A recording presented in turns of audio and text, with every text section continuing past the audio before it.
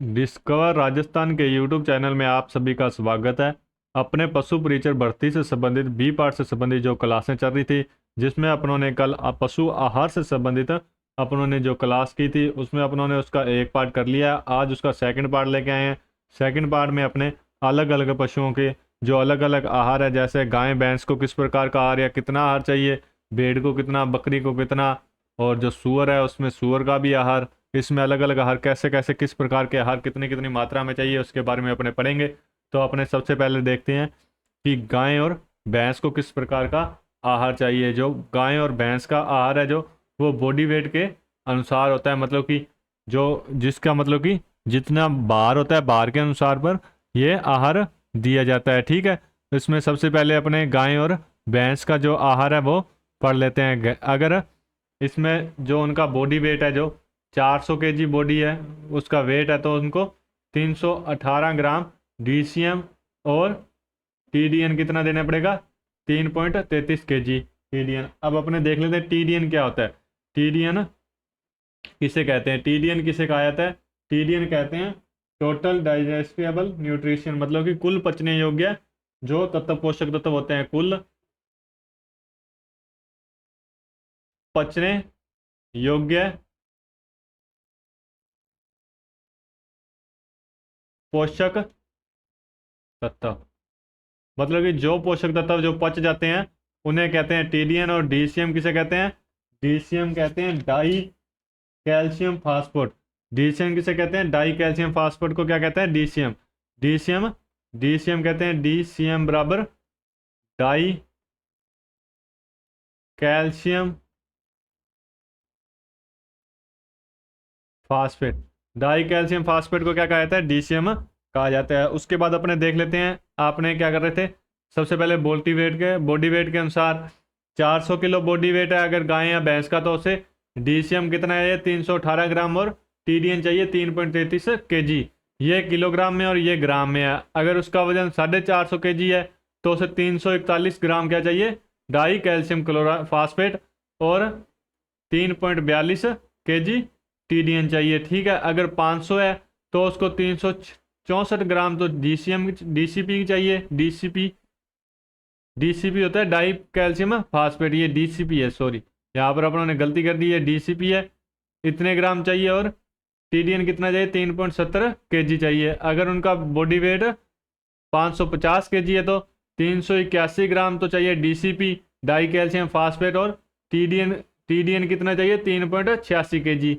ठीक है, अगर 600 केजी उनका बॉडी वेट है तो 405 ग्राम क्या चाहिए, डीसीपी डाई कैल्शियम फास्फेट, और 4.6 ग्राम क्या चाहिए, 4.6 केजी कितना क्या चाहिए, टीडीएन चाहिए। ठीक है, उसके बाद जो ब्रीडिंग बुल है, जो ब्रीडिंग के काम आते हैं, जो ब्रीडिंग के काम आने वाले जो बुल हैं, तो उनका अगर बॉडी वेट, उनको भी बॉडी वेट के अनुसार, इनको बॉडी वेट के अनुसार ही गाय और भैंस को बॉडी वेट के अनुसार आहार दिया जाता है। जो इनका 400 किलो बॉडी वेट है तो उनको 380 डीसीपी देना है, डाई कैल्शियम फास्फेट 380 ग्राम देना, और इनको टीडीएन कितना देना है, 3.6 केजी। अगर 500 केजी वजन है तो 450 डाई कैल्शियम फास्फेट 450 ग्राम, और टीडीएन कितना देना है, 4.8 ग्राम। ये सारनी है, ये आपको याद करनी पड़ेगी, इसका स्क्रीनशॉट लेकर आप याद कर लेना। उसके बाद जो जो बेल हैं, जो जो बुल हैं, कृषि कार्य में काम में लिए जाते हैं, तो उनको अलग अलग प्रकार का दाना, मतलब कि कितना देना है। जो सामान्य कार्य में यूज लिया जाता है, मतलब कि थोड़ा नॉर्मल कार्य किया जाता है, जिनसे जैसे इधर से उधर कुछ सामान ढोने के लिए या थोड़ा बहुत कार्य के लिए, उनको 1 से 1.5 केजी दाना देना चाहिए। जो मध्यम कार्य है, जैसे उसके ऊपर सामान, मतलब कि भारी सामान लेके जाना है, तो उन बेलों को 2.2 से लेकर 2.5 केजी दाना देना रोज का। ये प्रति डे है, प्रतिदिन है, ये प्रतिदिन। ठीक है, और जो भारी कार्य करता है, जैसे खेत में हल उल जोतने के कार्य में लिया जाता है, तो उनको 3 से 4 केजी प्रतिदिन दाना देना जरूरी है। ठीक है, उसके बाद जो गाय के बछड़े हैं उनको कोलोस्ट्रम, जो पहले 1 से 5 दिन है, जो 1 से 5 दिन का बछड़ा है उसको कोलोस्ट्रम देना चाहिए। जो 6 से 40 दिन का है उनको वूल मिल्क देना चाहिए, जो गाय का दूध होता है उसे कहा जाता है। ठीक है, उसके बाद मिल्क रिप्लेसर 40 से 90 दे जब बछड़ा 40 से 90 डे का हो जाता है तो उसे मिल्क रिप्लेसर देना चाहिए। और काल्फ स्टार्टर 2 वीक से 90 डे के बछड़े को देना चाहिए, ठीक है। उसके बाद कोलोस्ट्रम किसे कहा जाता है ये अपने पढ़ लेते हैं। जब गाय के ब्याने के प्रथम दूध को या फर्स्ट मिल्क को क्या कहा जाता है?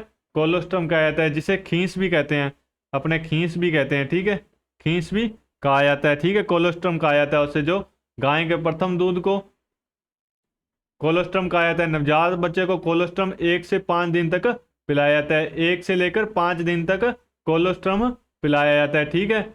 इसकी मात्रा जो बछड़े का भार होता है, बछड़े के शरीर के भाग के 1/10 होनी चाहिए, 1/10 या 10% होनी चाहिए। मतलब कि जैसे बछड़े का भार अगर 20 kg है, 20 kg है तो उसे कोलोस्ट्रम कितना देना चाहिए?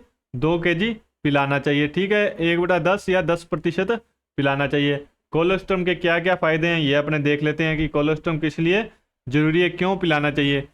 कोलोस्ट्रम में इम्यूनोग्लोबिन व वाइग्लोबिन के रूप में होते हैं जो नवजात बछड़े में रोग प्रतिरोधक क्षमता को बढ़ाते हैं। ये उन्होंने जब खींस किया था ना, खींस वाला टॉपिक, खींस वाला, उसमें भी आपको ये करवाया था। उसके बाद कोलोस्ट्रम लैक्टिव एंड प्रोगेटिव प्रकृति का होता है जो काफ के फर्स्ट फेसेस को बाहर निकालने में मदद करता है। ये भी आपने वहां पढ़ लिया था, ये आपको करा दिया था। कोलोस्ट्रम में विटामिन बी कॉम्प्लेक्स होते हैं जो नवजात को उपापचयी क्रियाओं को नियंत्रित करते हैं। इनमें विटामिन डी पाया जाता है जो नवजात की उपापचयी क्रियाओं को क्या करता है? नियंत्रित करता है। कोलेस्ट्रम में विटामिन डी होता है जो कि कैल्शियम फास्फोरस को अवशोषण करने में क्या करता है? मदद करता है। उसके बाद अगला है बछड़े को काल्फ स्टार्टर राशन दूसरे सप्ताह की उम्र में देना चाहिए। जो आपको काल्फ स्टार्टम यहाँ पर 4 नंबर है ना, इसमें बताया गया काल्फ स्टार्टर 2 वीक से 90 डे के लिए देना है, तो इसके बारे में ही कह रहे हैं। अब वापिस से देख लेते हैं। बच्चे को जो काल्फ स्टार्टर राशन है दूसरे सप्ताह की उम्र में देना शुरू करते हैं, मतलब कि 2 वीक का होता है जब बच्चा, तो देना शुरू करते हैं बछड़ा, ये बछड़े का है, ठीक है। ये आपने लिखा है काल्फ स्टार्टर राशन में 18.5 से 19.5% डीसीपी डीसीपी किसे कहते हैं अभी बताया था ना आपको, डाई कैल्शियम फास्फेट, और 23 से 26% सीपी और 75% टीडीएन होता है, ठीक है। गाय के अब और है, गाय के 1 ml दूध उत्पादन के लिए आयरन से 400 से 500 ml रक्त परिसंचरित होता है। 1 ml दूध उत्पादन के लिए जो दूध का AN है ना, उससे 400 से 500 ml रक्त का परिसंचरित होता है, ठीक है। गाय को 1 kg दूध उत्पादन के लिए 0.32 kg टीडीएन की आवश्यकता होती है। अगर गाय कोई 1 kg दूध देती है तो उसे 0.32 kg 320 ग्राम, मतलब कि 320 ग्राम टीडीएन की आवश्यकता होती है, ठीक है। ये गाय के दूध के अनुसार है, ठीक है।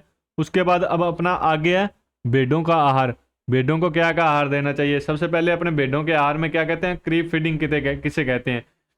भेड़ के बच्चे को प्रोटीन युक्त राशन 10 दिन की उम्र से 90 दिन तक दिए जाने वाला आहार, ताकि उनकी शारीरिक वृद्धि अच्छी हो। क्रीप फीडिंग उसे कहते हैं जो भेड़ों के बच्चों को प्रोटीन युक्त राशन जो उनके 10 दिन की उम्र से लेकर 10 से 90 डे की 10 डे से लेकर 90 डे तक उन्हें जो राशन दिया जाता है उन्हें कहते हैं क्रीप फीडिंग।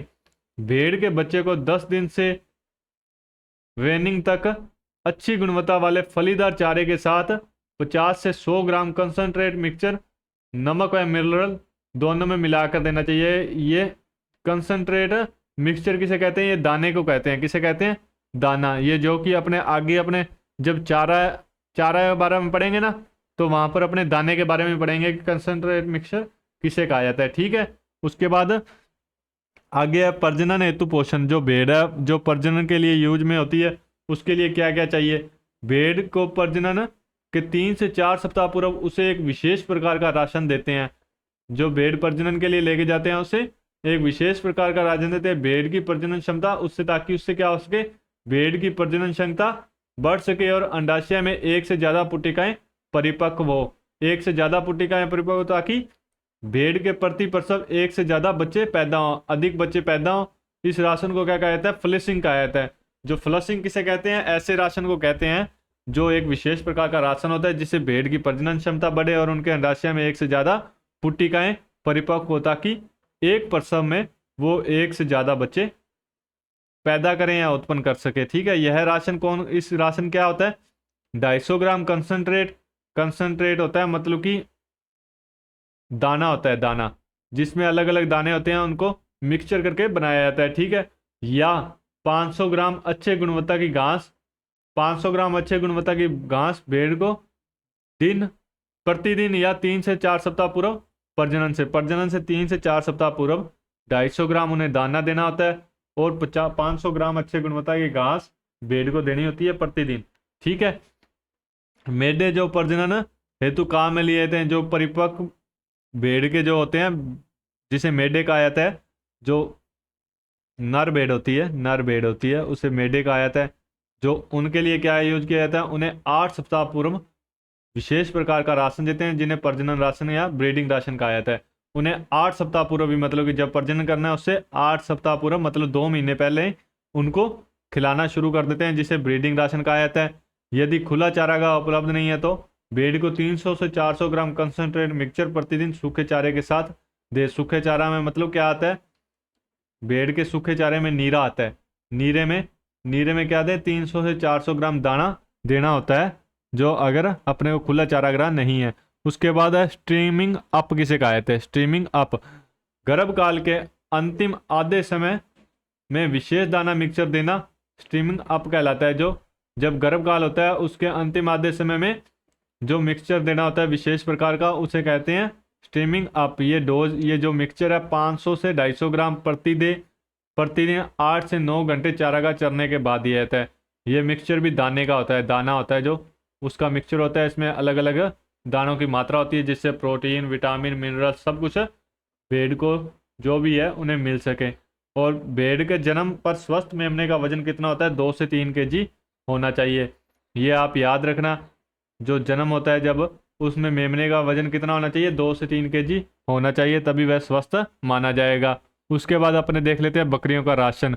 बकरियों का राशन है जो, वो कोलेस्ट्रम किसे कहा जाता है, कोलेस्ट्रम होता है जो बकरियों का राशन है। उसमें कोलेस्ट्रम की कितनी मात्रा होनी चाहिए, 100 ml प्रति केजी। 1 केजी भेड़ का वेट है, मतलब कि तो 100 ml देना है प्रति वेट, बॉडी वेट के अनुसार देना है। ठीक है, उसके बाद निबिंग ऑफ ग्रास किसे कहते हैं, जन्म से 15 दिन बाद बच्चे को घास पकड़ने हेतु माँ के साथ छोड़ देते हैं, इसे निबिंग ऑफ ग्रास कहते हैं। जब बकरी का बच्चा होता है जो वो 15 दिन का हो जाता है, तो उसे क्या कहते हैं, बकरी के साथ घास चरने के लिए खुले चारागाह में छोड़ देते हैं, जिसे क्या कहा जाता है, निबिंग ऑफ ग्रास कहा जाता है। उसे क्या कहा जाता है, निबिंग ऑफ ग्रास कहते हैं। उसके बाद क्रीप राशन किसे कहते हैं, क्रीप राशन होता है, इसमें प्रोटीन 22% होता है, पिसा हुआ मक्का, जो मक्की के दाने होते हैं वो 40% होते हैं, मूंगफली की खल होती है वो 30% होती है, जो वेट बर्न है वो 10% होता है, मोलासेस कितना होता है 5%, और नमक होता है, साल्ट होता है 1%। ये इसे क्या कहते हैं, क्रीप राशन कहते हैं। ये सब का मिक्सचर करके बनाया जाता है। ठीक है, क्रीप राशन। उसके बाद आगे है रिप्लेसमेंट स्टॉक। बकरी का बच्चा जब अलग हो जाता है, जब बच्चा बड़ा हो जाता है, जब 1 वर्ष का हो जाता है, तो उसे प्रजनन के लिए क्या कर दिया जाता है, उसे अलग करना होता है, अलग करते हैं, और उसे रिप्लेसमेंट स्टॉक आ जाते हैं। गर्भित बकरी को अंतिम 2 माह में 300 से 500 ग्राम दाना देना चाहिए। ये 300 से 500 ग्राम दाना है, जो कितना है प्रतिदिन, एक दिन में 300 से 500 ग्राम दाना देना चाहिए। जब बकरी जो होती है गर्भित हो जाती है या गाभिन हो जाती है, तो उसे रोज का 300 से 500 ग्राम दाना देना चाहिए, जो कि उसके बॉडी वेट के अनुसार है। वयस्क बकरी को 50 केजी शरीर भार हेतु, ये अतिरिक्त गलाना है, ये अतिरिक्त नॉर्मल तो जितना देना ही देना है, उसके बाद अतिरिक्त दाना इतना देना है। बकरी का वेट अगर 50 केजी है तो उसे 500 ग्राम राशन देना चाहिए। ठीक है, इसमें 10 से 12% DCM और 60 से 70% TDN होना चाहिए। ठीक है, दुधारू बकरियों को 3 केजी दूध पर 1 केजी दाना एवं प्रसव के 2 माह पहले 500 ग्राम अतिरिक्त दाना देना चाहिए। ये तो आपको बता ही दिया, प्रसव के 2 माह पहले 500 ग्राम। और जो बकरी दुधारू है, जो 3 केजी दूध प्रतिदिन देती है, 3 केजी दूध देती है, तो उसे 1 केजी रोज का दाना देना चाहिए। ठीक है, वयस्क बकरी का राशन मेंटेनेंस राशन होता है 250 ग्राम प्रति 50 केजी बॉडी वेट। मतलब कि रख रखाव राशन है जो प्रतिदिन ये तो देना ही देना है, 250 ग्राम 50 केजी बकरी का वेट है तो उसे। और प्रोडक्शन राशन 500 ग्राम, 500 ग्राम 1 केजी मिल्क पर प्रोडक्शन मतलब कि जो बकरी ब्याने वाली है तो जो सूने वाली है या जो गर्भित बकरी है प्रेग्नेंट है उसे 500 ग्राम या 1 केजी मिल्क 500 ग्राम राशन उसे देना चाहिए। उसके बाद है प्रेगनेंसी राशन 220 ग्राम प्रतिदिन, ये प्रेगनेंसी राशन है। ठीक है, उसके बाद आगे अपने देख लेते हैं आज का अपना जो अपनों ने आगे एक है सूअर का राशन।